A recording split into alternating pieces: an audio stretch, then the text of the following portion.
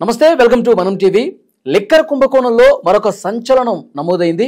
వెంకటేష్ నాయుడు ఇప్పటికే అరెస్ట్ అయినటువంటి A35 వెంకటేష్ నాయుడు భార్య పిటిషన్ వేశారు, పిల్ వేశారు. అందులో ఏదైతే వీడియోలు బయటకు వస్తున్నాయో హీరోయిన్తో ఉన్నటువంటి ఫోటోలు, వీడియోలు అవన్నీ కూడా బయటికి రాకుండా చూడాలి, దీని మీద దర్యాప్తు చేయాలని చెప్పి ఆ పిల్లు వేసిన పరిస్థితుంది. దీని గురించి మనం మాట్లాడదాం. ప్రస్తుతం నాతో పాటు స్టూడియోలో ఉన్నారు ప్రముఖ రాజకీయ విశ్లేషకులు డివి శ్రీనివాస్ గారు. వారితో మాట్లాడదాం. డివిఎస్ గారు నమస్కారం సార్. నమస్తే సార్, మద్యం కుంభకోణానికి సంబంధించి సిట్టు విచారణ వేగంగా జరుగుతుంది.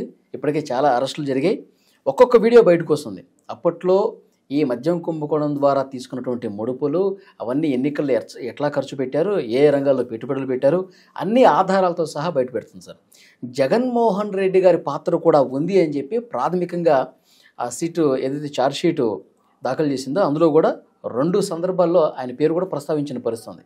ఇప్పుడు జగన్మోహన్ రెడ్డి గారి అరెస్టు కూడా రంగం సిద్ధమవుతుంది. అతి త్వరలోనే ఆయనకి నోటీసులు కూడా వెళ్ళబోతున్నాయని ఒక చర్చ బలంగా జరుగుతుంది సార్. ఏమంటారు?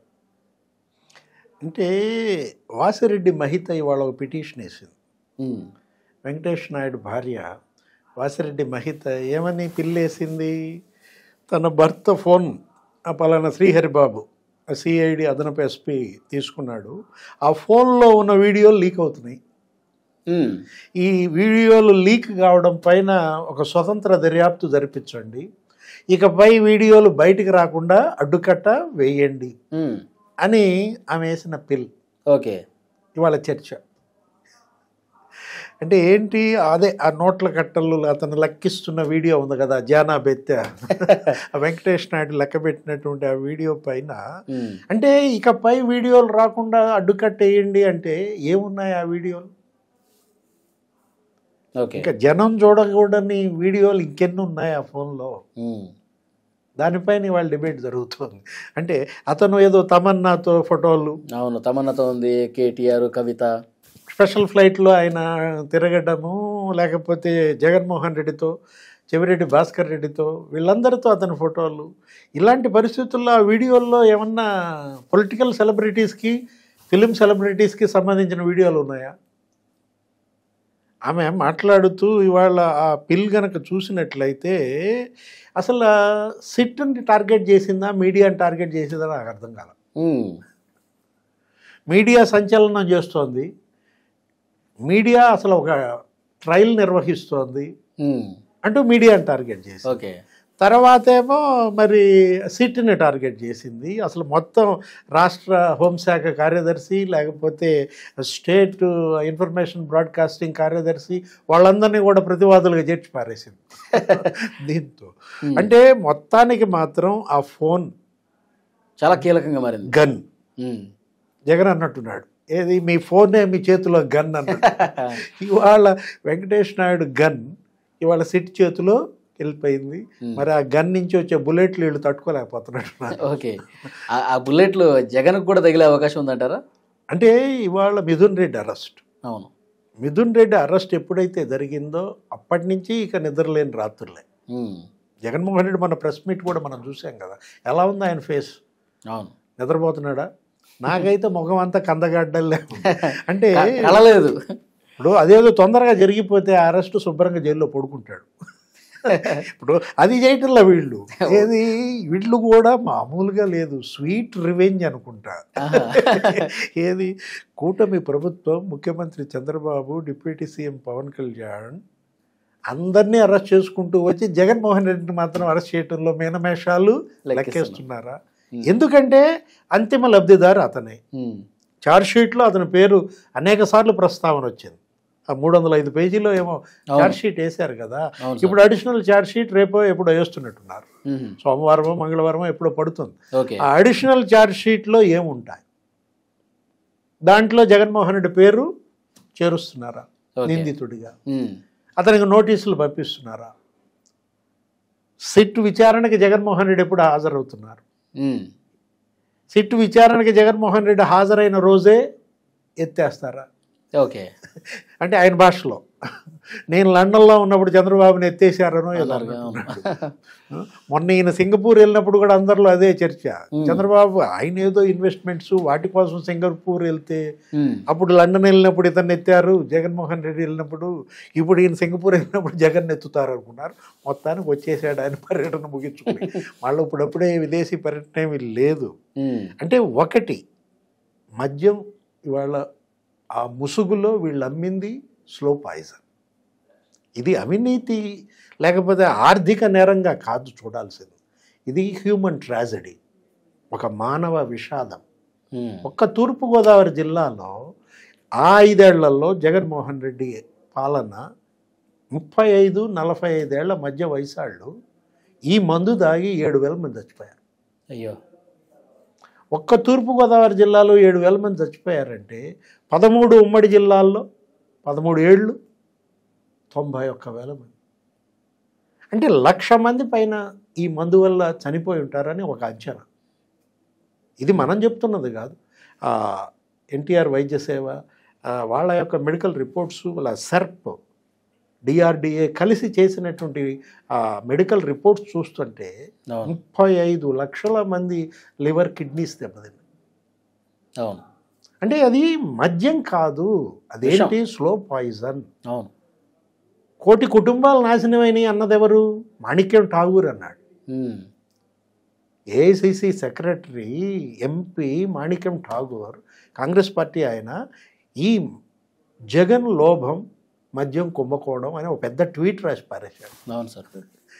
ఏంటి అందులో స్పష్టంగా చెప్పాడు, మిథున్ రెడ్డి పావు, మిథున్ రెడ్డి కేవలం ఒక పావు మాత్రమే, మొత్తం దీనికి master mind mister and Mrs Jaganmohan Reddy అన్నాడు. అవును. ఇప్పుడు మిసెస్ను కూడా చేర్చాడు అందులో.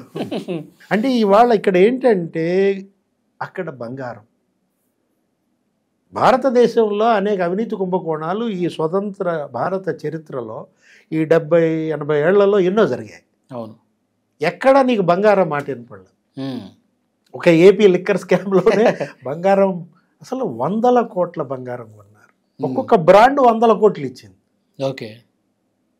తిలక్ నగర్ ఇండస్ట్రీస్ ఏదో ఉంది, అది మ్యాన్షన్ హౌస్ బ్రాండ్ ఏదో చేస్తుంటారు వాళ్ళు. 196 కోట్ల బంగారం. అది ఎప్పుడు, ఆ సంస్థ ఎప్పుడుది, ఆ కంపెనీ అది ఇంతకుముందు ఉన్నది, జగన్ సీఎం కాకముందు ఉంది, ఇప్పుడు జగన్ సీఎంగా దిగిపోయిన తర్వాత ఇప్పుడు ఉంది. అంటే అంతకుముందు కొనలేదు, దిగిపోయిన తర్వాత కొనలేదు. జగన్ సీఎంగా ఉన్నప్పుడే వాళ్ళు ఎందుకు కొన్నారు 196 కోట్ల బంగారం? పద్మావతి జ్యువెలరీస్ లేదా తాయిల్ జ్యువెలరీస్ దగ్గర. అవును. అసలు ఇదేదో ఉంది, ఇదేంటిది SVN sugars and Leela private company. అతను ఎవరు? అతను మరి నల్లప్పన్ ముత్తప్పన్, జయరామన్, సిఎఫ్ఓ, సిఎండి. వాళ్ళకి బెదిరించారా ఫోన్ చేసి, నేను సీఎంఓ నుంచి మాట్లాడుతున్నాను, మీరు కమిషన్లు ఇవ్వకపోతే మీ పెండింగ్ బిల్స్ రావు, మీకు ఫర్దర్ ఆర్డర్స్ రావు. ఆ బూనేటి చాణక్య పాపం వాళ్ళు గోల పెట్టి వాసుదేవరెడ్డికి చెప్పుకుంటే ఏంటది, ఏదొచ్చి దేనికి మొరపెట్టుకుంటుంది? ఇప్పుడు మధ్యలో రోలు ఏదో ఉంది కదా, అట్లా మొరపెట్టుకున్నా నేనేం చేస్తానండి, నా పోస్టే వాళ్ళ దయా దాక్షిణ్యం. వాళ్ళు చెబితే ఆర్డర్ మీకు వస్తుంది, లేకపోతే రాదు. పెండింగ్ బిల్స్ క్లియర్ కావాలన్నా వాళ్ళు చెప్పాల్సిందే అన్నాడు వాసుదేవరెడ్డి. అరే బెదిరించి వసూలు చేశారు సార్. 300 కోట్ల బంగారం ఇచ్చారు వాళ్ళు, 300 కోట్ల బంగారం ఇచ్చారు. అంటే ఒక కంపెనీ, ఒక బ్రాండు నీకు ఇన్ని, ఒకడు 200, ఒకడు 300, అసలు ఎన్ని వేల కోట్ల బంగారం అనేది ఇవాళ ఆ ఛార్జ్షీటు, ఆ ఎఫ్ఐఆర్ చూస్తే ఎక్కడ చూసినా నీకు ఆ జ్యువెలరీస్ పేర్లు ఉంటాయి. ఒక 5 జ్యువెలరీ కంపెనీల పేర్లు నిందితులుగా ఉన్నాయంటే,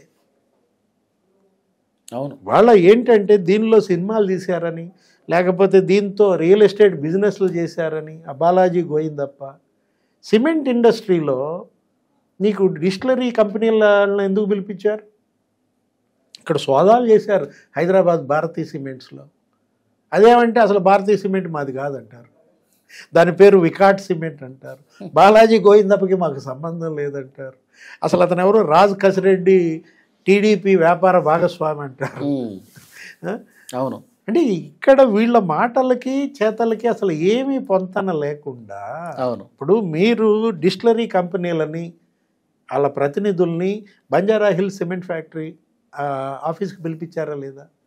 వాళ్ళ దగ్గర ఆధారాలు ఉన్నాయి. గూగుల్ టేక్అవుట్, మీ CDR call data record, towers ఉన్నాయి కదా, టవర్ లొకేషన్స్ ఆధారంగా ఆధారాలన్నీ కూడా పక్కగా సంపాదిస్తున్నారు సార్. ఈ నెలలో జగన్మోహన్ రెడ్డికి నోటీసులు వస్తాయని అనుకుంటున్నారా మీరు?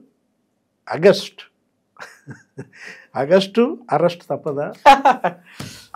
ఏదో సినిమానా ఇది? అవుతుందా? ఆగస్టులో అరెస్ట్ తప్పదా? లేకపోతే సెప్టెంబర్లో ఎప్పుడో ఈయనకేదో మ్యారేజ్ డే ఉన్నట్టు, అది జైల్లోనే జరుపుకోవాలి. ఆయన అలవాటు సార్, పుట్టినరోజులు ఎప్పుడు ఉన్నాయి, మ్యారేజ్ డే ఎప్పుడు ఉన్నాయి, గురి చూసి కొట్టడం ఆయనకి. అంటే దేవుడి స్క్రిప్ట్ మన చేతుల్లో ఏముంది? తను మాట్లాడతాడు కదా, పైన దేవుడు కింద ప్రజలు ఉన్నారంటుంటాడు కదా, స్క్రిప్ట్ రివర్స్. దేవుడు మరి జగన్కే కాదు కదా, అందరికీ దేవుడు ఉంటాడు, జనానికి దేవుడు ఉంటాడు. ఇవాళ ఈ చనిపోయిన కుటుంబాల ఉసురు మొత్తం ఈ డబ్బు రికవరీ చేయాలి. ఇది 1,00,000 కోట్ల మద్యం అమ్మారంటున్నారు, దాని తయారీకి ఎంత అవుతుంది? 10,000 కోట్లు అయి ఉంటుంది. అంటే 90,000 కోట్లు తినేశారు. ఆ 90,000 కోట్లలో సజ్జలు ఏమంటున్నాడు? 25,000 కోట్లు ఖజానా నింపామన్నాడు. తీసేయి, 90లో 25,000 కోట్లు తీసేయి, ఎంత ఉంది? ఇంకా 65,000 కోట్లు రికవరీ చేయాలి. మొత్తం ఆ డబ్బు అంతా, సినిమాలు తీసిన డబ్బు, రియల్ ఎస్టేట్లో డబ్బు, అక్కడెక్కడో 92 ఎకరాలు కొన్నాడంట కసిరెడ్డి రాజు, వాళ్ళ అత్తగారి పేరు మీద, మరి కూతురు పేరు మీద. మొత్తం ఆ కొనుగోళ్లు చేసినటువంటి భూములు, బంగారం, ఇదంతా సీజ్ చేయాలి. ఇదంతా చనిపోయిన కుటుంబాల సంక్షేమం కోసం వినియోగించాలి. Thank you very much sir.